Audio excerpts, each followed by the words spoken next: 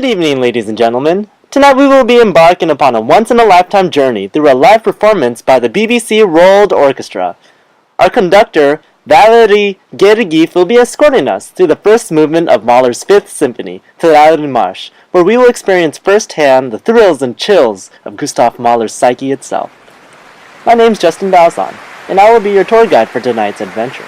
So buckle up, sit tight, relax, and enjoy the ride. And please, no flash photography. Are we good to go, driver? Alright, let's roll. We begin our journey with the lone trumpet, inhabiting a location set in C-sharp minor. It's setting the pace for the sounds of the rest of the movement.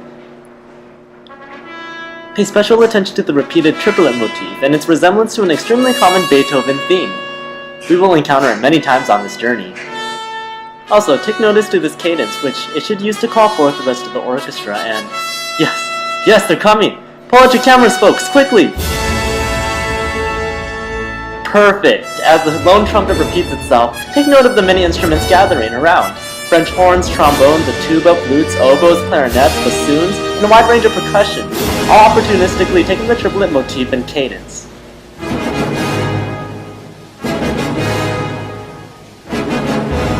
As we drive off to our second theme, I want you all to quickly look at your Surviving Symphonies for Dummies handbooks, where Mahler wrote instructions for the piece. In gemessenen Schritt, streng, wie ein Kondukt. And for you non-German speakers, this translates to, in measured step, strong, like a funeral procession. Indeed, this is precisely where we're headed tonight.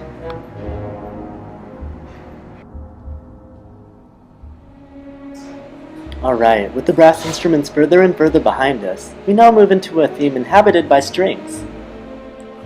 As we traverse this second theme, although still technically C-sharp minor territory, I want you all to think about the obvious contrasts here. The proud fanfares have been replaced by the smooth, elegiac strings, violins, violas, a harp, a cello. All of these instruments signify a sense of melodic serenity and peace. What was that, Gergiev? Oh, okay. Well, folks, it looks like the driver's turning the vehicle back around to the first theme we started in, because he forgot to pick something up. I must warn you, though, as things might look a little bit different this time around. What do I mean by different? Well, I guess you'll just have to find out for yourself. Speaking of the first theme... here we are. And it already does sound a bit different, doesn't it? As the ride comes to a quick stop for Gergiev, take notice that the lone trumpet isn't, well, alone anymore.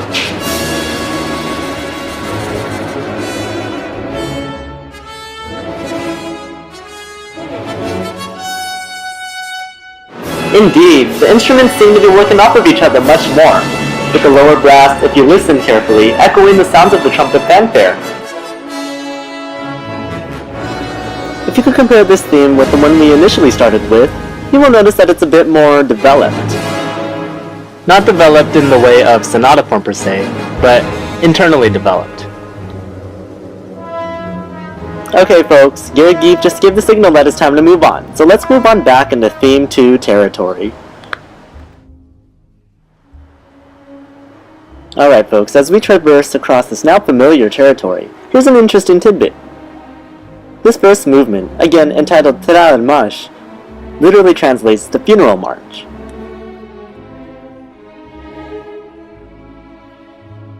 Mahler's decision to begin with the funeral march was a personal choice of his, and atypical of symphonies. Because where else in history do we find funeral marches in symphonies, folks?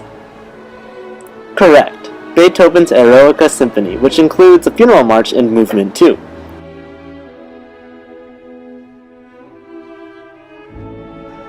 Let alone creating a symphony with 5 movements, Mahler sought to redefine the norm by starting with the march. Gustav Mahler, breaking symphony traditions one at a time. Speaking of which, although tonight's tour will navigate only through Mahler's first movement, I personally encourage you all to explore the other 4 when you have the chance, or when you have the time.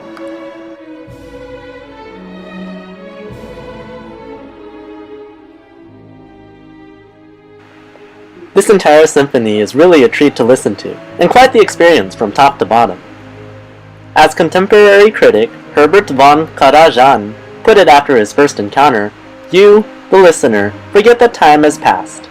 A great performance of the pith is a transforming experience. The fantastic finale almost forces you to hold your breath.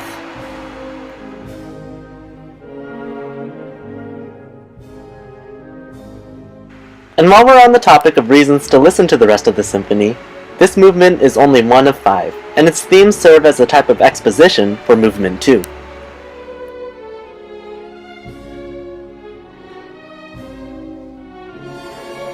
Now, if you've been listening carefully in our current location, you might have noticed that we've been cruising through A-flat major territory.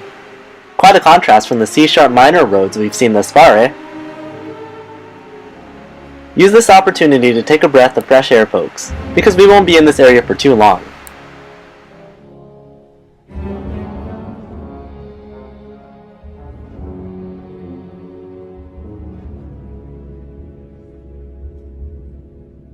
So off in the distance, you can see the same lone trumpet we encountered before. And... whoa! I'm sure none of you expected that, huh? I didn't my first time.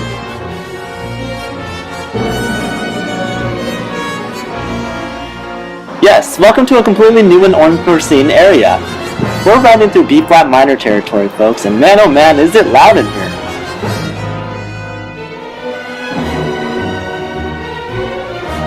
Mahler gave specific instructions to the instruments here to play suddenly quicker, passionate, wild. Hear that triplet motif?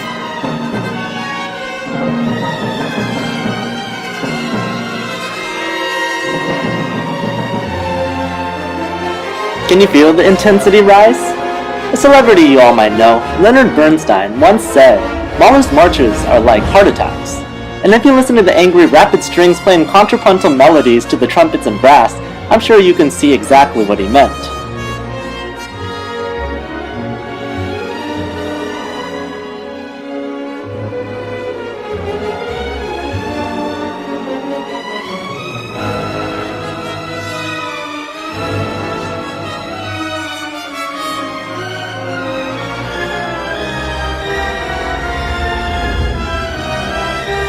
And speaking of contrapuntal, if you've heard any of Mahler's previous 4 symphonies, you will notice the obvious departure from his typical song-centered programmatic approach to this newer, contrapuntal, dramatic, music for the sake of music approach. Driver, please drive us safely.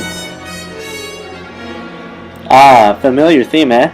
As we backtrack back to C-sharp minor territory again, we'll be going through 2 areas very similar to the first 2 we traversed.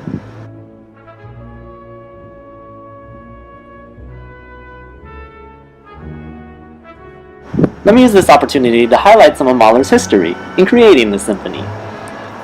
Mahler composed this piece after the turn of the 20th century, between 1901 and 1902. To further shed some light on the writing process, Mahler experienced a near-death experience in 1901 when sudden intestinal hemorrhaging brought him, according to doctors, nearly an hour before death.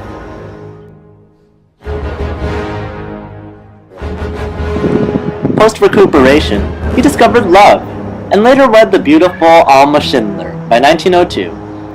His first child, Maria, was born with that same year. Quite a bit to happen while symphony writing, eh?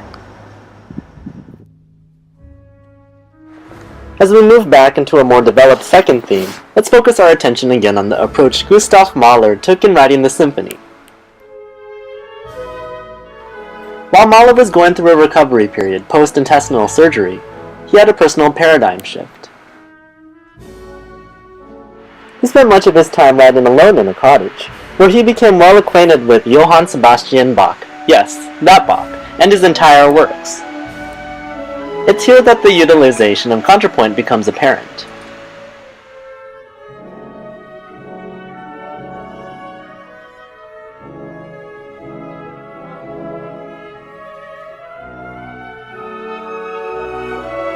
Because he was taking such a departure from what was now becoming a song-centered world, many feared that his first 4 acclaimed symphonies, which focused on programmatic music, had vanished. However, expert in all things Mahler, Donald Mitchell, said it a bit differently. Mahler initiates a new concept of interior drama. The programmatic symphony hasn't vanished, but it has gone underground, rather, or inside. At its essence, it might not be a true programmed symphony, but Teatr Marsh is definitely as dramatic as any of his other symphonies. Oh, and perfect timing! If you've been listening vigilantly, you Mahler aficionados might recognize a familiar theme. Indeed, we are currently passing a musical quote of Mahler's own and, forgive my pronunciation, Kindertotenlieder, translated as the songs on the death of children, and written around the same time as the symphony. Indeed, it's a very significant motif from the first song, though stylized just a bit differently, and it was a source of inspiration for the themes we've encountered thus far.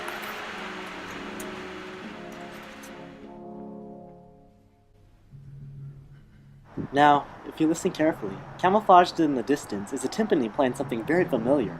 It's a triplet motif. But what will this signal on our journey?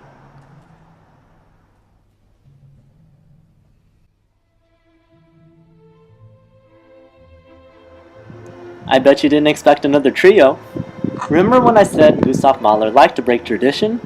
Well, as you probably have all noticed by now, that also applies to the movement's form.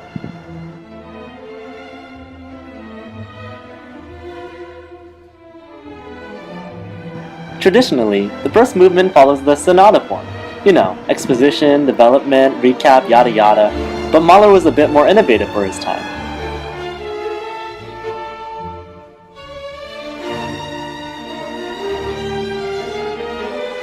Retracing our steps, we encountered two themes, which were both repeated twice and developed slightly the second time around.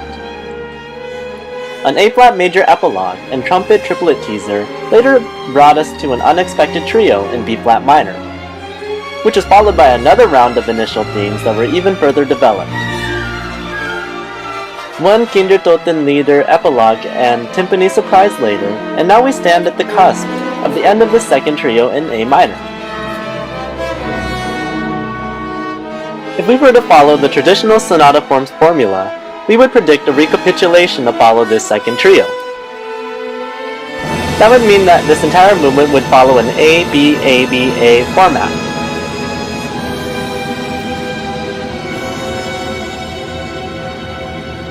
Let's listen carefully for that familiar triplet motif. And there you have it, folks. Alas, revisiting the C-sharp minor territory signals our final moments together. Though not completely sonata in form, it does have sonata form elements, like the development and quote-unquote recap that we're currently witnessing.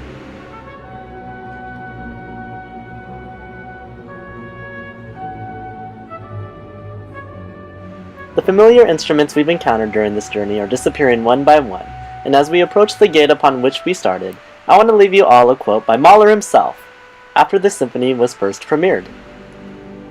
Nobody understood it. I wish I could conduct the first performance 50 years after my death.